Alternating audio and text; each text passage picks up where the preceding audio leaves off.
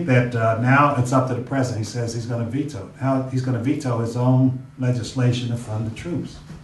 So that'll be kind of interesting.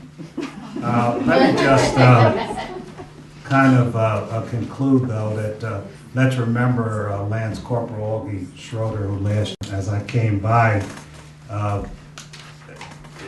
we had the vigil outside. You all heard the numbers, so I won't go over them. We do know that now this supplemental, that's $100 billion. That's just to the shortfall. That's not a part of the military budget this year is $650 billion. I mean, this has nothing to do with that. This is just, that's off the table. This is a supplement. This is a little overrun, like the carpenter said. I thought it was going to be $24, but it's $26. No, this is $100 billion to keep us going to the next authorizing year. $650 billion. That's $12 billion a week. It's $2 billion a day, almost. That's like $190 million a minute.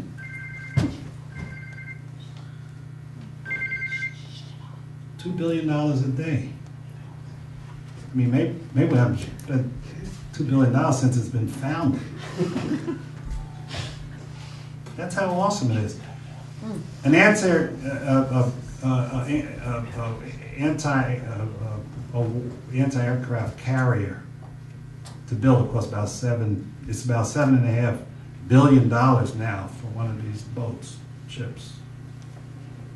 But once you build it, it costs $1.5 billion, even if you don't use it, just because of everything that has to go on. It's all nuclear and all kinds of systems and people that have to watch the systems. And can you imagine that? So once you build it, you're stuck.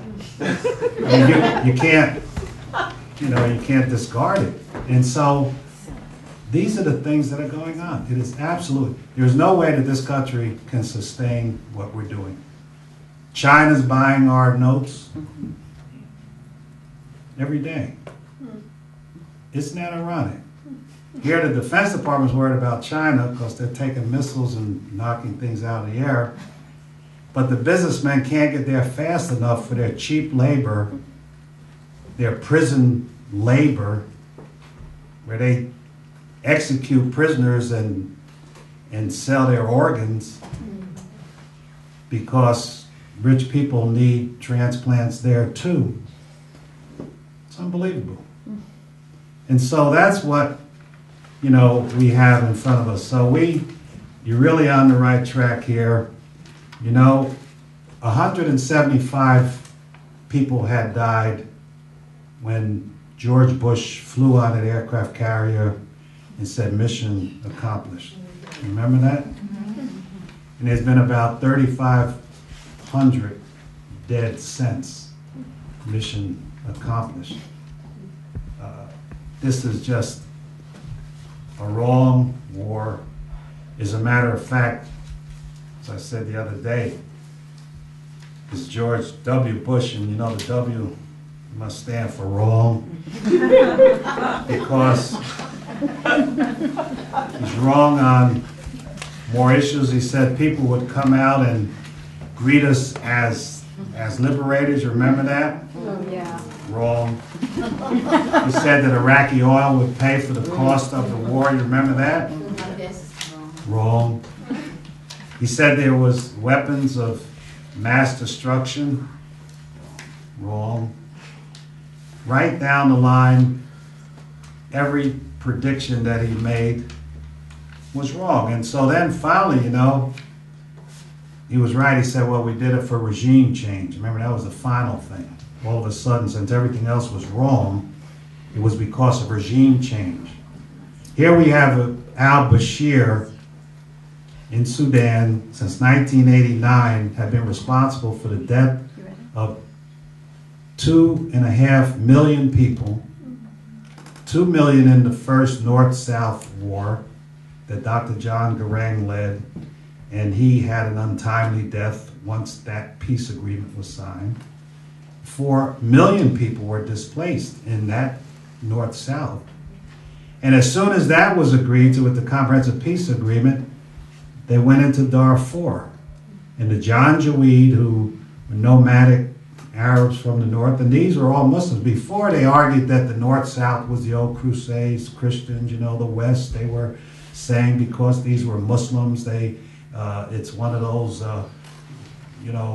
Christians versus Muslim, and they set that lie around for a long time. So some people were reluctant to say, I'm not sure whether we're doing this anti-Muslim thing. Well, in Darfur, they're Muslims too. They're Quran carrying, Muslim, praying, no Christians at all. So you can't say it's a Christian-Muslim thing. Because al-Bashir kills anyone for wealth. The Janjaweed are nomads. There's degradation in the environment. The herders need places to graze. And the Darfurians are black Muslims. They're black Africans. They are from the Bantu central part of Africa, and over centuries have migrated up north. And the Arab Janjaweed are the Arabs that migrated down, and that's where they meet. And the black Africans are farmers and stable communities where the Janjaweed are nomadic, but they've run out of grazing land. And so the government of Bashir allowed the Janjaweed, by paying them after they bombed all of these villages, to then take their land. And so the Darfurians are on the border or in Chad, living in refugee camps, millions of them. And the Janjaweed has the land. And our government still are playing footsie with them. They invited a guy named Sally Gauss, and we found out about it, who was the head of their intelligence operation in Sudan, who entertained Osama bin Laden from 91 to 96 in Sudan. That's where he lived when they bombed our U.S. embassies in Dar es Salaam and in Nairobi, Kenya. I was there about 3 days before the bombing occurred. And they have invited him to come to Washington to see if we can share information about terrorism. Flew him in an executive jet. That's like inviting Gobling or one of those people during World War II. He's the architect of genocide. And our State Department officials, and of course the CIA, who invited him, met with him. And I guess they had wine and dinner, and can you imagine? It's a disgrace. Some of the things our government does is disgraceful. And they get angry because some little kid from North that grew up in a cold water flat says it, but you know what? As long as you send me back, I'll continue to say it.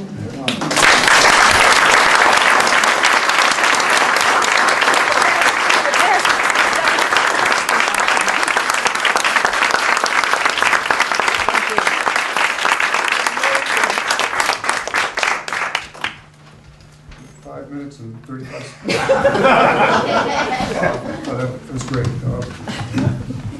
To hear Congressman Payne speak and to think that this is one of the representatives in Congress.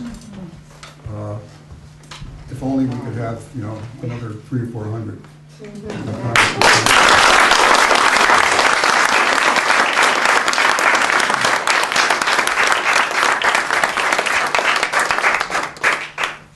Okay. Questions?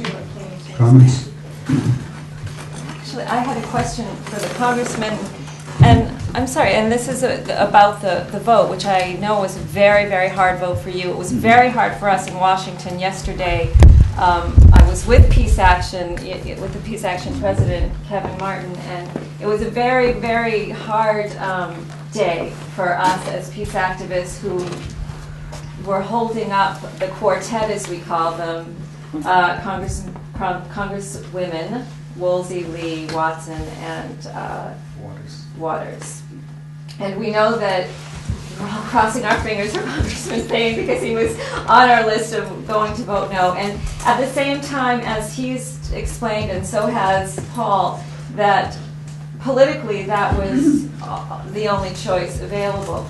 At the same time, one of my fears, and I don't know the answer to this, is my understanding is that it's going to be very difficult for the Senate version to actually contain timetable language. And if it doesn't, and if what emerges from the conference committee doesn't actually contain timetable language, it doesn't seem to me likely that there will be a veto, and I wonder in the end what that gets us.